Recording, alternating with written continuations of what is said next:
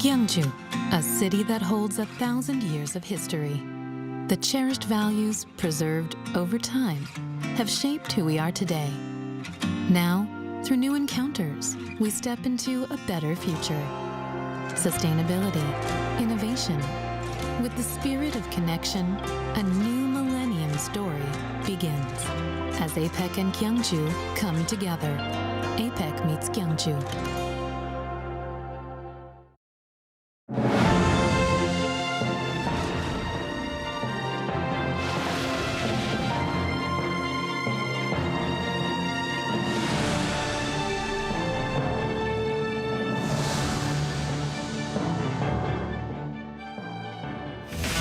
In our headlines on this Wednesday, December 17th, here in South Korea, the Ministries of Trade and SMEs share their policy progress reports today, and the President highlights the importance of seeking new markets amid South Korean exports' dependence on two major destinations, namely China and the US.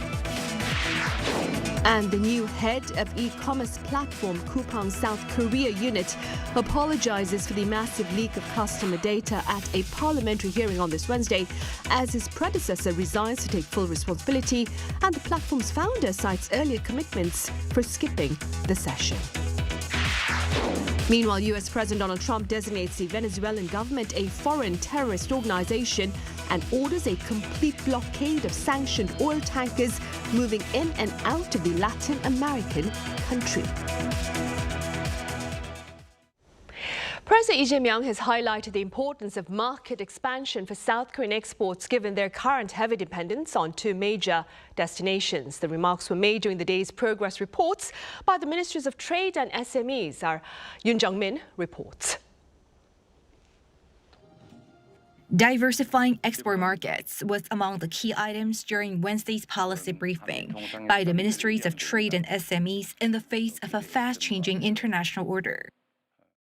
우리가 미국, 중국 의존도가 너무 높다 보니까 그게 너무 많이 휘둘리죠. 제가 정상회의를 몇 군데 가면서 느낀 건데 시장의 잠재력들이 상당히 있겠다 싶은 곳이 많아요. I think it is important, above all, to manage summit deliverables to yield tangible outcomes. I also believe our ODAE projects can play a role in the emerging markets. The president instructed his officials to make the first move to make inroads into new markets and seek out ODA projects that can actually benefit recipients in terms of industrial development, rather than focusing on donation or charity. When it comes to market competition, he called for the need to allow collective bargaining power for smaller firms and franchises, currently banned by law, when negotiating with large conglomerates. 경쟁이라는 이름으로 사실은 약육강식이 이루어지고 이게 결국 비효율이나 아니면 시장 실패를 유인하잖아요. 그러니까 힘의 균형을 잡아주는 게 정말로 중요하다. 그게 바로 정부의 역할이죠. He also instructed the officials to create an environment where startups and entrepreneurs are not afraid of failure by providing them with incentives for trial and error for a second chance. 실패 경험을 자산으로 인정해주고 거기에 오히려 더 기회를 더 북돋아 주어야 과감하게 창업에 도전할 수 있겠죠. When it comes to technology and information theft, President Lee ordered officials to impose heavy penalty fines for eradication. For trade and industry, the policy focus of 2026 will be achieving balanced regional growth, a transition to AI, and finding U.S. investment projects that are commercially reasonable while implementing the U.S. trade deal. Yoon Jung-min, Arirang News. Meanwhile, National Security Advisor Ri Sang-rak has shared the possibility of a separate agreement with the U.S. to advance South Korea's nuclear-powered submarine ambition. Our Lee Seung-jae covers his remarks. National Security Advisor Ri Sang-rak arrived in Washington, D.C. on Tuesday for talks on the implementation of agreements reached by the leaders of South Korea and the United States and strengthening coordination on North Korea policy. Speaking to reporters, he raised the possibility of a separate South Korea-U.S. agreement related to the construction of nuclear-powered submarines. Asked what such an agreement could look like, Wee pointed to Australia as an example. Australia was granted an exception under Section 91 of the US Atomic Energy Act, and that would require a separate agreement between the two countries. We may also need that, so we will discuss the possibility. We suggested South Korea could similarly explore a separate agreement with Washington that would allow it to work around restrictions in the existing South Korea-U.S. nuclear cooperation agreement, which prohibits the military use of nuclear materials. We said it remains unclear whether the two sides will announce the creation of a formal consultative body on nuclear-powered submarines. While there is no agreement to establish issue-specific working groups, he said both sides are seeking ways to speed up consultations. We also emphasized close policy coordination on North Korea. He said he does not believe the issue is low on Washington's list of priorities, adding that while Seoul has made progress in stabilizing relations with regional powers, inter-Korean relations have lagged, and now there is an opportunity to make progress. Isn't it true that a favourable atmosphere has formed between South Korea and the US among its various allies? If it's an opportunity, it's an opportunity. With this, North Korea relations must also be managed well. Therefore, coordination and cooperation between South Korea and the US are always crucial. Wee is also scheduled to visit New York for talks with United Nations officials before returning to South Korea. Lee Seung-jae, Arirang News. The new head of e-commerce platform Coupang's South Korea unit apologizes for the massive leak of customer data at a parliamentary hearing on this Wednesday, as his predecessor resigns to take full responsibility while the platform's founder cites overseas commitments for skipping the session. Our Moon Hye-ryan has the latest. South Korea's National Assembly opened a hearing on Wednesday into the massive data breach at e-commerce giant Coupang, which exposed the personal information of millions of users. Lawmakers from the Science, ICT, Broadcasting and Communications Committee questioned newly appointed executives in the absence of founder and chairman Kim Bum-seok and former CEO Park Dae-jun, drawing criticism that senior decision-makers were again avoiding direct accountability. Questions focused on how the breach occurred, the company's data security practices, internal oversight, and who should ultimately bear responsibility. Harold Rogers, the new CEO of US-based Coupang Inc., apologized to Korean customers and addressed criticism over the company's limited response. The investigation is ongoing. We're working daily, around the clock, with multiple regulators here in Korea. As we learn and confirm the facts, we will be rolling out a responsible compensation plan for our customers. So far, Coupang has limited its response to basic prevention guidelines and simplified account deletion. Rogers also faced pointed questions over Coupang's revenue structure and criticism that its top leadership was avoiding accountability. In 2024, Coupang's revenue amounted to 41.29 trillion Korean won, and 90% of that came from South Korea, 36.4 trillion won, 90%. Does it make any sense for witness Kim Bum-seok to not be here while talking about being a global company? Ahead of the hearing, Kim submitted a written explanation citing overseas residence and global business commitments, while Park resigned just a week earlier. The Assembly's National Policy Committee has since decided to file an official charge against Kim for failing to appear without justifiable reason and pass legislation allowing fines of up to 10% of total revenue for serious data breaches. 문혜련, Arirang News.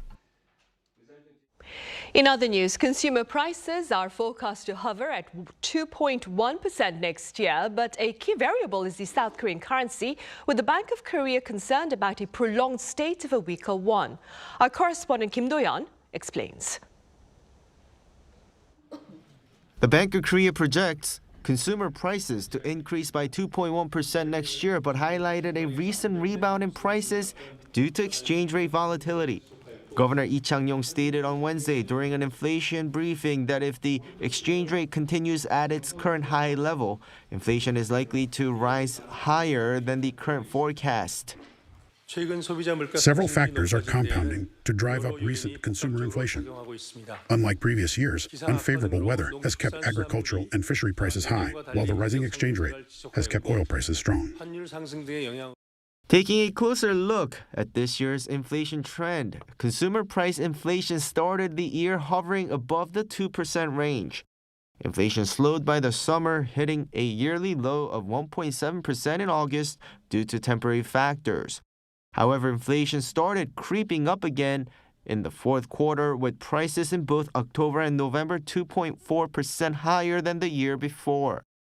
Despite this recent volatility, the central bank is maintaining its baseline forecast for next year at 2.1%. The BOK expects stability because the current economic recovery is led by the IT sector, which tends to have a limited immediate impact on general consumer prices. However, the exchange rate remains a critical variable. The bank's analysis shows that if the $1 rate persists around the 1,471 level, inflation could exceed its forecast and rise to the mid-2% range. Governor Lee also took the opportunity to address the weakness of the Korean won in detail. He clarified that the current situation is not a financial crisis in the traditional sense where banks fail or the nation faces default. However, he admitted that the continued weakness of the won is deeply concerning due to its social impact. I completely disagree that this is a traditional financial crisis, but in other respects, I would call it a crisis, and I am deeply worried. The current exchange rate has a significant impact on inflation. Furthermore, when rates rise like this, the divide between those who benefit and those who lose becomes extreme. Governor Lee emphasized that considering this potential for growth polarization, the current exchange rate level is far from reassuring and requires vigilance to prevent social discord. Kim Do-yeon, Arirang News.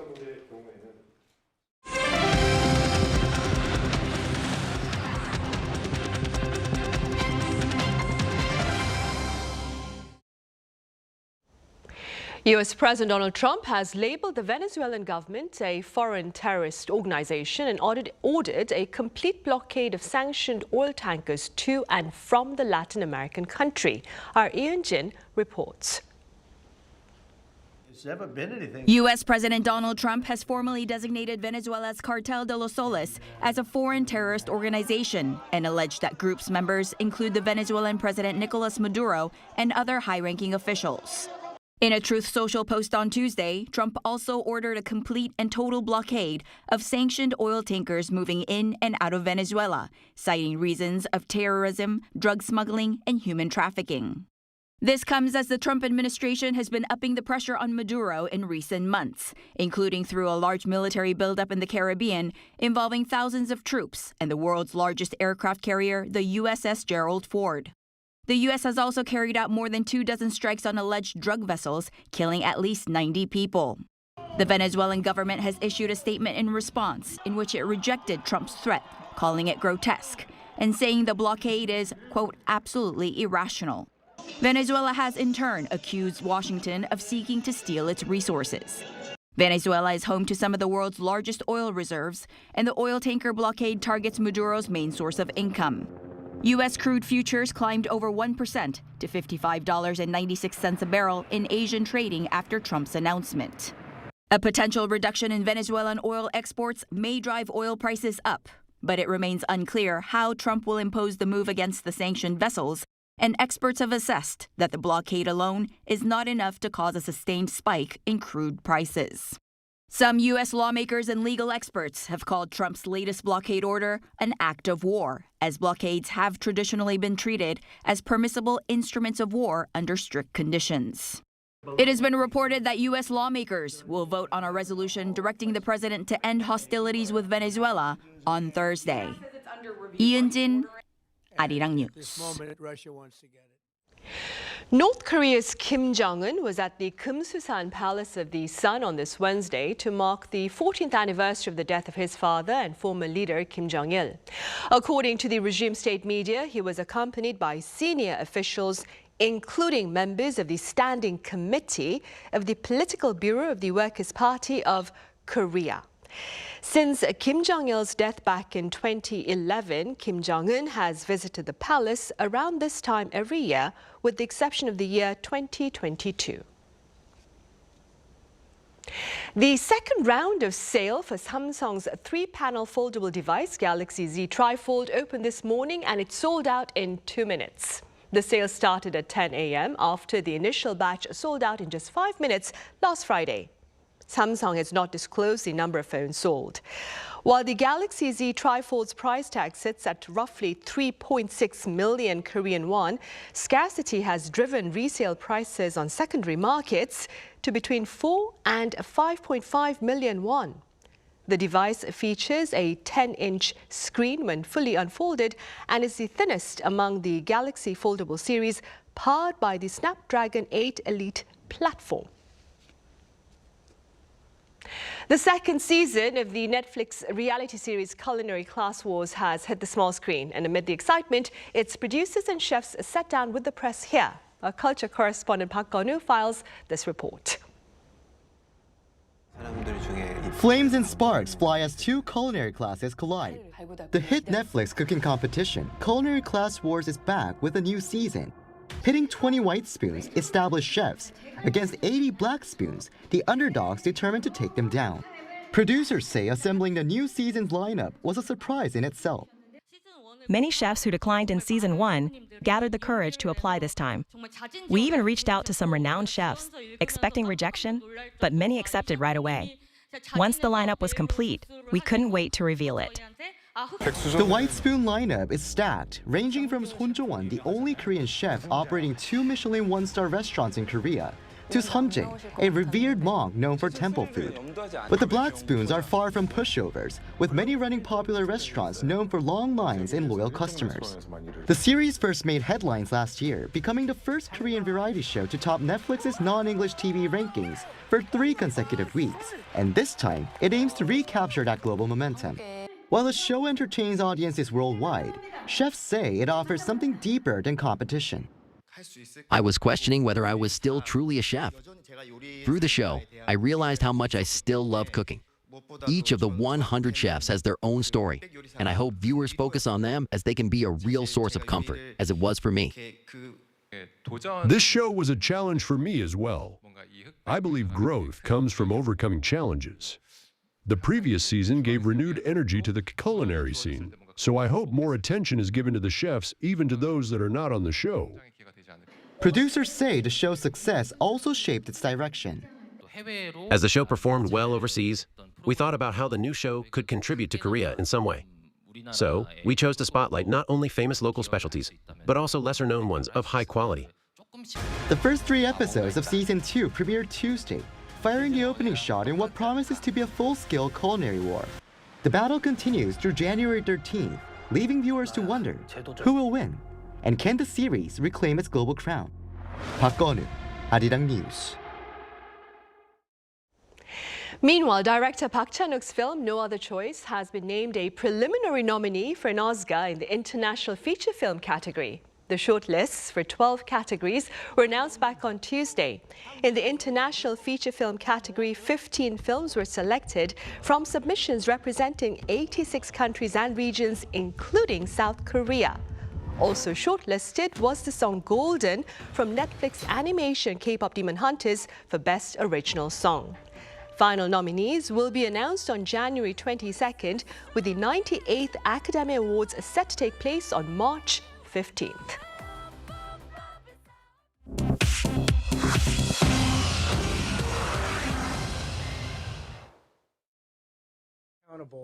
This is The World Now, bringing you everything you need to know from around the globe. In the United States, Los Angeles prosecutors charged Nick Reiner, the son of filmmaker Rob Reiner, with 2 counts of first-degree murder in the killing of his parents. District Attorney Nathan Hochman announced the charges at a news conference on Tuesday, saying prosecutors will also pursue special circumstances for multiple murders and allege Reiner used a knife in the attack. Police found Rob Reiner and his wife Michelle Singer Reiner dead from apparent stab wounds inside their Los Angeles home on Sunday. Officers arrested Nick Reiner several hours later, and he is now being held without bail. He has not entered a plea, and authorities have not disclosed a motive. Director Rob Reiner was best known for films such as When Harry Met Sally and A Few Good Men. Michelle Singer Reiner was a photographer and LGBTQ+ rights advocate. In Australia, newly released dashcam footage captured the final moments of a couple who confronted a gunman moments before the deadly mass shooting at Sydney's Bondi Beach. The footage released on Tuesday shows 69-year-old Boris Gurman wrestling a suspected attacker to the ground on Campbell Parade and briefly taking the gun as his wife Sophia Gurman stood nearby. CNN verified the video and confirmed the confrontation occurred just meters from where the shooter later opened fire at a Hanukkah event. Australian media identified the Gurmans as the first victims of the rampage that killed at least 15 people. Both died at the scene. Family members said the couple acted instinctively to protect others. Police later recovered an ISIS flag displayed on the attacker's vehicle. Authorities continue to investigate the attack. In the United States, newly released government data on Tuesday showed a sharp labor market slowdown, with layoffs creeping up and the hiring rate remaining at lows similar to the pandemic and the aftermath of the Great Recession. The economy lost 105,000 jobs in October, but added 64,000 jobs in November. The unemployment rate in November rose to 4.6%, the highest level since 2021. Officials attributed the October losses largely to federal workforce reductions following Trump administration cutbacks. Economists also pointed to uncertainty from tariffs and persistently high interest rates. The Federal Reserve cut rates last week, but signaled caution with policymakers divided over further easing. In the United Kingdom, a Liverpool court on Tuesday sentenced a driver who plowed into a celebrating crowd to 21 years and 6 months in prison. Paul Doyle drove into a crowd during the May 26th parade celebrating Liverpool's Premier League title win. He injured more than 130 people before a bystander forced the vehicle to stop. Prosecutors said Doyle acted in rage after becoming stuck in traffic. The 54-year-old pleaded guilty to 31 charges, including dangerous driving and causing grievous bodily harm. The judge rejected Doyle's claim of panic and praised the bystander whose intervention prevented further injuries. Chu Ji-han, Arirang News.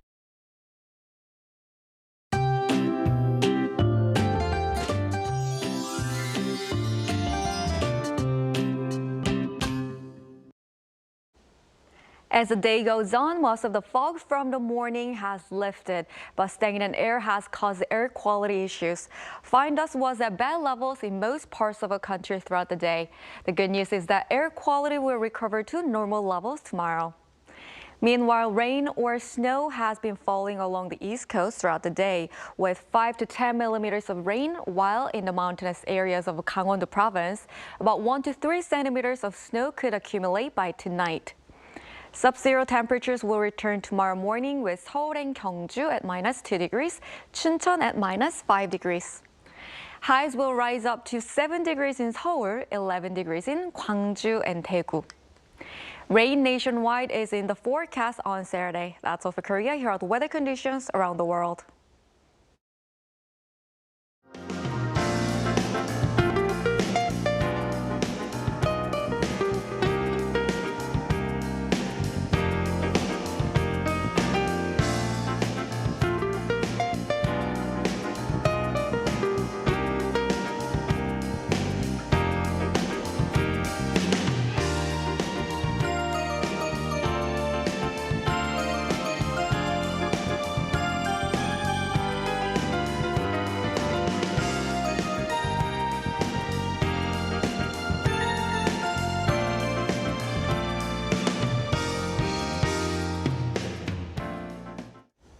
Those are the headlines at this hour here in South Korea. As always, thank you for watching.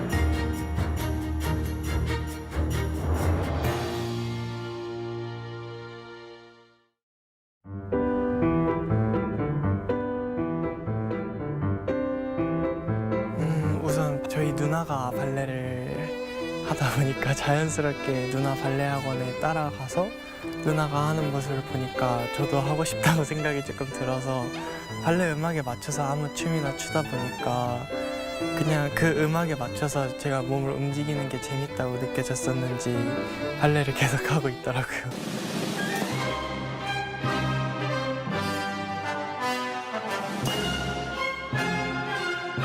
나이가 좀 어릴 때 제가 가진 장점이 무엇인지도 모르고 아예 제가 가진 단점도 모를 때 발레를 시작했다 보니까 제일 큰 문제가 이제 평발이었던 것 같아요. 평발이다 보니까 발레를 할 때 쥐가 조금 많이 나는 편이라 그거를 견뎌가면서 춤을 계속 춰야 했던 거 그게 가장 극복하기 힘들었던 것 같고요. 제가 다리가 다른 친구들보다 조금 두껍다고 해서 제 다리를 조금 싫어했었는데 근데 이제 로잔에 갔다 오고 나서 오히려 제 다리에서 나오는 파워풀한 힘이 좋았다고 해주시는 분들도 있다는 걸 느껴가지고 그 두 개가 가장 극복하기도 힘들었고 기억에 남는 것 같아요. 프릭스티 로잔이라는 콩쿨 자체가 학생들 사이에서는 가장 크고 의미 있는 콩쿨이다 보니 제가 그 로잔 영상을 보면서 자라왔기 때문에 그 무대에 서서 제가 춤을 췄다는 것 자체가 엄청 인상 깊었던 것 같아요. 제가 걸어왔던 길, 이게 맞는 방법일까? 근데 그런 의구심을 다 없앨 수 있게 제가 가는 길이 맞았다라는 거를 확인시켜줬던 것 같아요. 그래서 그런 감정이 들어서 조금 감격스러웠던 것 같아요. 한 배역에만 잘 할 수 있는 명수가 아니라 어떠한 배역을 받아도 다 넣어서 소화해낼 수 있는 그런 스펙트럼이 넓은 명수가 되고 싶습니다.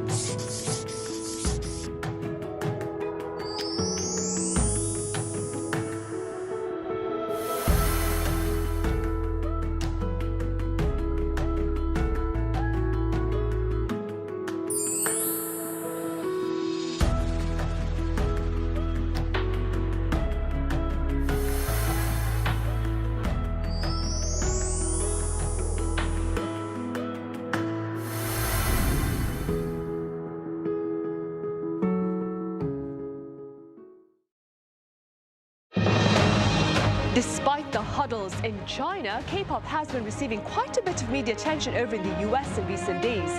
We tell you why on Press Perspective today.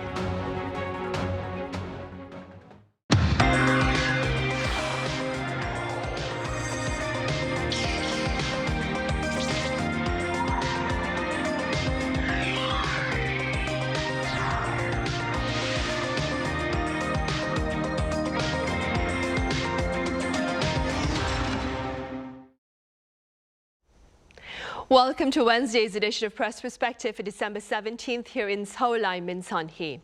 The investment company of American rapper and entrepreneur Jay-Z is partnering with South Korea's Hanwha Asset Management to set up a private equity vehicle for the Korean wave. For more on this, I have Silvio Fioretti with French daily Le Croix here in the studio. Silvio, welcome back. Glad to be here. I also have Bernie Jo, the head of DFSB Collective, a South Korean music distribution company, live on the line. Bernie, it's been a while and a pleasure to have you with us. No, it's good to be back. Right, we shall start here in the studio. Celia, let's start with details about this partnership between Jay-Z's company and South Korea's Hanwha Asset Management. As you mentioned, Jay-Z investment firm Mercy Pen Capital Partners is teaming up with Hanwha Asset Management, the financial arm of one of the biggest conglomerates here in South Korea, to launch a $500 million private equity fund. The target is very clear. It's the K-pop, K-beauty, K-food, K-entertainment and lifestyle sector that are already begin to expand internationally. This matters because until now, the Korean wave has been working or relied only on domestic funding from companies here. And what this new investment brings is a third-party global partnership with also bringing some know-how because Jay-Z's investment firm has been already investing a lot in the US in the same sector, in entertaining industry, food and beauty. So they know how to also maybe export well, answer to the demand abroad outside of Korea. And the timing is not accidental. Korean culture, Korean wave has exploded worldwide. Groups like BTS, Blackpink are filling up all the stadiums in the world. And Korean dramas also dominate the platforms online. Korean food, Korean beauty is taking a bigger space in the global market. So right now, it's a good time for global investor to bring money. And last year alone, Korean wave only, which is K-beauty, K-drama, movies, entertainment, music, generated more than $30 billion globally, making it South Korea's second largest consumer export product after automobiles. And also in Korea nowadays, there's a strong also policy backdrop to it because the Korean government invested a lot to make the Korean culture a diplomatic asset. And it's always something that comes into the negotiation with other leaders because they know people abroad, like in Europe, in the US, or even South America, the people consume Korean products. So it will be a good leverage in negotiation to bring in the discussion with other leaders. So all that really shows that now it's a serious business, the Korean culture. And investment like Jay-Z really show that investors abroad now consider Korean culture a good market to invest, a good serious business that will be promising for future cooperation. Right. Bernie, what are your takeaways with regard to this initiative? I mean, simply speaking, what makes it so significant, so exciting? Well, I think for a lot of not just fans, but more importantly, I think analysts, the announcement caught a lot of people by surprise, but at the same time, it wasn't really a big surprise. And again, I'm going to essentially, instead of, plagiarize, I'd rather sort of give a shout out and quote to one of the financial news analysts in Korea, because obviously when this news broke, it went viral, not just in the United States, but obviously in Korea. And I thought it was absolutely amazing, borderline amusing, that one of the financial analysts on one of the Korean TV networks said it best by quoting Jay-Z himself. And this is a quote from one of his classic collabs with Kanye West, the song from Diamonds from Sierra Leone, the remix. Jay-Z, in his own words, I think said it best. He just got to the point. It's not just poetic, got to the point. I'm not a businessman. I'm a businessman. We have to understand that Jay-Z, and again, I love the fact that the Korean press referred to him constantly as Beyonce's husband. That, by the way, is a fantastic job, but he's so much more. Jay-Z, along with a generation of not just hip-hop artists, but hip-hop entrepreneurs, they managed to figure out a way to make hip-hop, which started in its origins humbly as a very niche African-American inspired, driven music genre, into a global lifestyle cultural movement. Jay-Z has figured out a way on how to make and help Black culture go from a moment to momentum to a movement. And so obviously there's a lot of expectations that in some way, shape, or form, if Jay-Z and his team over at Marcy Penn can apply that experience and can apply that expertise that was demonstrated vis-a-vis through hip-hop to K-pop, it obviously has generated tremendous excitement. One of the things I think is interesting is we're starting to see a transition in the terminology in light of this particular announcement. We talk about K-pop, we talk about K-pop culture, the Korean wave, Hallyu, but now it's, I think, transcended and perhaps transformed into now we have to talk about not just K-culture, but more and more K-lifestyle. And again, in terms of scale, that quote related to K-pop culture, exports being second behind automobiles, really to amplify just how big this particular market is the fact that right now K-pop culture, again, content, food, beauty, fashion combined is not only $31 billion plus a year in exports, but more importantly is that when we think about traditionally household brands from Korea, whether it be in consumer electronics to smartphones, we're talking in terms of scale, it's nearly 4 times bigger than Korean consumer goods exports, consumer electronics exports, I should say, and over 9 times bigger than Korean mobile phones. And so when we think about not just Korean brands, we now have to think about Korean bands as well as being as big or bigger exports. And so for that reason alone, and frankly for many reasons, a lot of people are very much inspired by this announcement that one of the heavies in hip hop has decided to become a mover, a shaker, and more importantly, a power player in K-pop and K-pop culture. Right. Bernie, I was actually going to ask you about the size of the Hallyu exports in recent years, but you've already touched on that. That being said, then, you run a music exports company as well, Bernie. What do you suppose are the implications of such initiatives for companies like yours? I think it creates not just an aura, but a halo effect. And no pun intended, when we talk about the Korea wave, it's really, I think, going to amplify the ripple effect. Right now, when we look at different sectors of the Korean wave, K-pop year on year experienced 73% growth. Webtoons and comics experienced 60% growth. K-beauty, 20% growth, and K-food, 10% year-on-year growth from 2023 to 2024. And so for all of these sectors now to be looked at with a new lens, with new optics, there's a new narrative in the sense that we talk about K-pop culture. It's not just about TV, films, music, or video games. We now have to bundle the package with K-beauty, K-fashion, and K-cosmetics. And K-beauty, K-food, and K-fashion. Right, indeed. K-lifestyle in total, then. Right, Celio, against this backdrop, a former U.S. National Security Advisor recently wrote an opinion piece about BTS, hitting, and I'm quoting him, the right note with regard to wielding cultural power. Do tell us who he is, what he said exactly, and why this matters. Exactly, the former U.S. National Security Advisor said something that is really noteworthy in that it treats BTS not as a K-pop group, but as a strategic soft power asset for Korea. His core argument, as you mentioned, is that BTS hit the right spot, the right note, by choosing to complete their mandatory military service at the height of their global fame, rather than seeking exemption that would have been granted probably by the government. At the time, critics warned that it would derail their careers. Instead, he argues that it did the opposite. It enhanced their credibility both from abroad, also by showing that even the world's biggest stars are subject to the same civic duties as ordinary citizens. And he draws a parallel with Elvis Presley, that serving in the US Army during the Cold War, a moment that strengthened American cultural authority rather than weakening it. And why this matters goes even beyond BTS. The former advisor framed soft power as a national resource, just like economic or military power. While it's created by artists and private companies, it benefits the country as a whole, in the form of influence and growth, as we mentioned, with exporting cultural products abroad.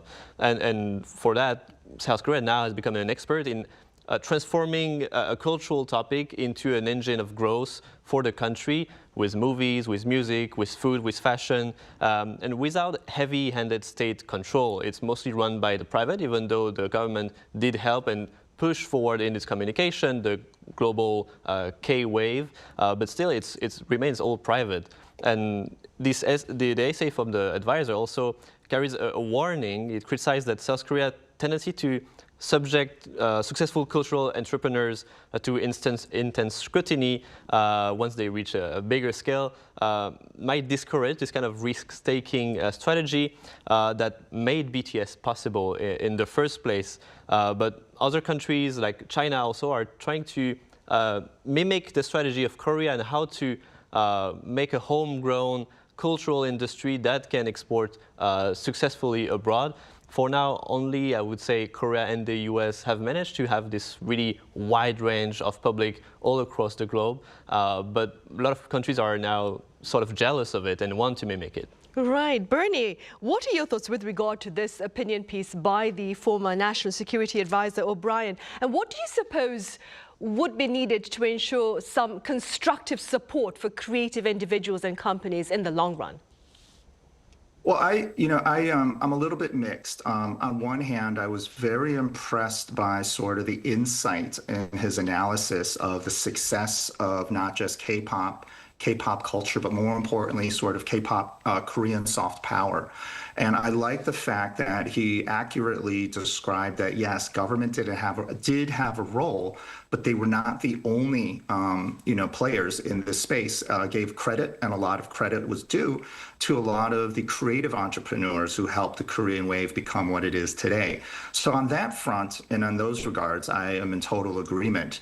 However, the sort of implied messaging towards the end, which is essentially these creative entrepreneurs, what struck me was the imperfect comment, because essentially what was implied was that South Korea should not go after these imperfect creative entrepreneurs. And that messaging, to me, I was a little bit mixed, because right now, as we speak, a lot of these creative industry entrepreneurs are accused of very serious allegations and very serious crimes that should not be in some way, shape, or form conflated as being part and parcel of finding success. Right now, a lot of these top Korean music companies, entertainment companies, media companies, they're all publicly traded on the Korean stock exchanges. And so they're held to a higher level of not just transparency, accuracy, but more importantly, accountability. And so, again, the implied messaging that somehow, in some way, shape, or form, bad actors, creative entrepreneurs, should somehow be given a little bit more flexibility, a little bit more leeway to find success, but possibly maybe vis-a-vis through some shortcuts. To me, that really sort of took the exclamation point, good points that he made, and twisted it and turned it into a bit of a question mark. All right, definitely something to think about. Celia, moving forward, you recently wrote about K-pop and its status quo over in China. Could you tell us a bit about your coverage? Exactly. So to start from the beginning, that motivated also this whole story, the K-pop economic model is now facing a sort of stagnation with the album sales, even though still labels are in the green in terms of revenue. Fans are starting to be a bit tired of what appears to be a lack of renewal of the genre. And so now Korean K-pop companies are looking to expand to other markets to maybe find other public to sell also the merchandise, but also attract maybe new listeners and grow their album sales. And one of the biggest market in the world will be China. And for now, still, around 25% of Korean export in K-pop are directed to China, but still, China has a non-official ban of South Korean cultural content. It started back in 2016 when Korea accepted to host American missile on its soil, which China obviously didn't like as a political move and geostrategic move, and decided to ban, in a tacit way, every cultural export from South Korea. So still today, South Korean K-pop artists cannot host a concert in China. They can do fan meeting events, like signing albums, but not much more than that. And that block a major part of the revenue for K-pop labels. Many attempts have been made over the last decade to try to break in and try to negotiate with China to open it. What we're seeing these days is that even though it's very difficult, with this wave of trying to make warmer relations with Beijing initiated by the government, the K-pop labels wants to get along with it. And we have seen some small development. We know that KBS and the Chinese broadcasting company have made an agreement to maybe export more cultural programs on TV into the Chinese market. Let's see if that can happen also with album sales and concerts. But for now, we're still facing a lot of difficulty. There's some hope, but we know that the region is also a home to many tensions. We see now with Japan and China a lot of tension. We don't know what the future will be, but for example, these days what we're seeing is that K-pop bands that have some Japanese members are facing backlash in China because of the anti-Japanese sentiment, and same in Japan with K-pop bands with Chinese members are facing a lot of backlash. So K-pop now is in the middle of a big battle that really should not be the case. It should not matter to K-pop, but they somehow end up in the middle of this geopolitical battle, and that will be the hardest one to deliver for an industry that is not ready for that kind of higher scale combat and diplomacy. Right, and speaking as an industry insider then, Bernie, what has been the relevance of the Chinese market with regard to the growth of K-pop, and how do you believe have diplomatic matters affected K-pop's presence in the neighboring country? Well, again, I think when we talk about the de facto THAAD ban on K-pop music, it's not a complete ban on K-pop. I think we really need to emphasize it's a ban on K-pop live concerts and anything live in person, be it fan meetings as well. Even with the ban, according to Korean government statistics, China is still the third largest physical album export market behind Japan and the U.S. Right now, when the government surveys have taken a look at the global Korean wave, but more importantly, K-pop fans, fan club members worldwide, China is far and away the biggest market for K-pop fan club members. It currently accounts for 43.6% of global fan club members. And again, according to Korean government statistics, even with this ban in effect, Chinese K-pop fans, whether it's vis-a-vis through digital streaming or through buying albums in China, they're the sixth largest in terms of superfan spending. Chinese K-pop fans are spending nearly 80% of what US K-pop fans are currently spending. So the market is still very much big, but obviously there's room to be much, much bigger. And part and parcel, hand in hand, is the fact that a lot of the Korean artists want to connect, want to reach out, and want to profiteer from the ability to have live shows, live concerts, and endorsement deals and whatnot, just more on the ground in-person activities in the mainland. And again, the thing is, China, if we want to future-proof the K-pop industry, China, we know, is the fifth largest recorded music market, but it's the second largest digital music market in the world. The individual music services in China, the number one DSP being Tencent Music Entertainment, is over 5 times bigger than the entire Korean music market in terms of streaming music revenues. And even the number 2 service in China, NetEase Cloud Music, is nearly 2 times bigger than the entire Korean streaming music market. And so how the Korean and more importantly the Chinese governments somehow figure out a way to collaborate on thawing sort of the chill at the moment is obviously very important for the industry. And it's something that, not just year to year, month to month, but really now week to week, we have to keep very close tabs on all the latest developments. But, for any political power that wants to basically flex, going after pop culture in Korea, unfortunately, makes too much sense because, as I mentioned before, it is the second largest consumer goods export out of Korea. And if you want to throw a punch, going after pop culture from Korea is unfortunately a very effective political economic tool. Right. Meanwhile, Celia, there are some who believe that K-pop is losing its South Korean fan base given its greater embrace of English lyrics and its shorter tracks which cater to an international audience and fan base. What are your thoughts?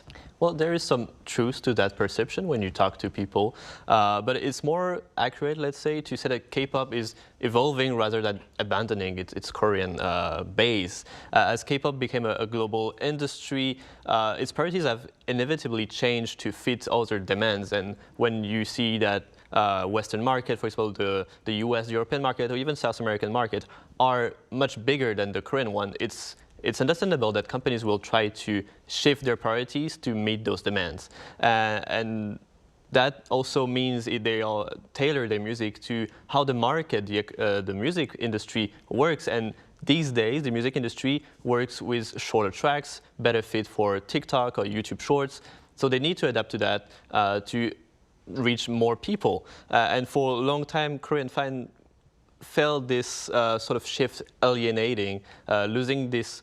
What they felt was the core of K-pop was maybe longer songs in Korean with really distinctive part, like a chorus or a bridge. And that sort of things no longer dominates Korean K-pop industry. And even in Korea, when you look at the charts, K-pop doesn't dominate the chart, the music chart every month. But what it shows is that the Korean music ecosystem here has much diversified over the last years with more indie artists and different type of genre becoming popular and having more room, more investment, more money to create something new, and having a country that doesn't only is known for K-pop but also for its other type of music. And that's something also we see with the international fan. Sometimes they start with K-pop but then they get curious to know about other type of artists. And I think that's just a way to show that K-pop is not something very uniquely Korean anymore. It's something that has become